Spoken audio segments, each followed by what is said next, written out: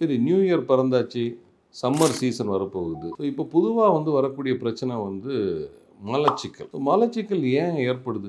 இன் ஜென்ரலாகவே பார்த்தீங்கன்னாக்க, மலத்தின் தன்மை சாலிட் ஆகிறதுக்கு ஆர் சாஃப்டாக இருக்கிறதுக்கு 2 பொருட்கள் முக்கியம். ஒன்று fibre content in the food, நார்ச்சத்து மிக மிக முக்கியம். ரெண்டாவது நீர்ச்சத்து, water content in the food. So இது சம்மரில் பார்த்தீங்கன்னாக்க நம்ம பாடியிலேருந்து லாசஸ் ஆர் மோர், அதாவது எவாப்ரேஷன் ஹீட்னால ஜாஸ்தி எவாப்ரேஷன் ஆயிடுது. ஸோ நம்ம டயட்டில் ஃபைபர் கண்டென்ட்டும் ஃப்ளூயிட் கண்டென்ட்டும் கம்மியாக இருக்க போது இந்த டூல் பெருங்குடலில் இருந்து இருக்கிற நீர் அவ்வளவும் நம்ம ரத்தத்தில் அது உறிஞ்சி எடுத்துக்கொள்கிறது. ஸோ இதனால் மலத்தின் தன்மை மிக கட்டியாக ஃபார்ம் ஆகிறது. ஸோ இதனால இந்த மோஷன், அந்த propulsion, peristalsis movements slow down ஆகி அதில் ஒரு கான்ஸ்டிபேஷன், மலச்சிக்கல் ஏற்படும். இந்த மலச்சிக்கல் மட்டுமல்ல, இதனால் பல மூல நோய்கள் வருகிறது. ஸ்பெஷலி பார்த்தீங்கன்னா ஃபிஷர், மூல வெடிப்பு என்று சொல்லுவோம். அப்புறம் சிலர் போய் ரொம்ப ஸ்ட்ரெயின் பண்ணிகிட்டே இருப்பாங்க, அவங்களுக்கு பைல்ஸ் வருகிறது, மியூக்கோசல் ப்ரொலாப்ஸ், ஆனல் ப்ரொலாப்ஸ், சில இன்ஃபெக்ஷன்ஸ்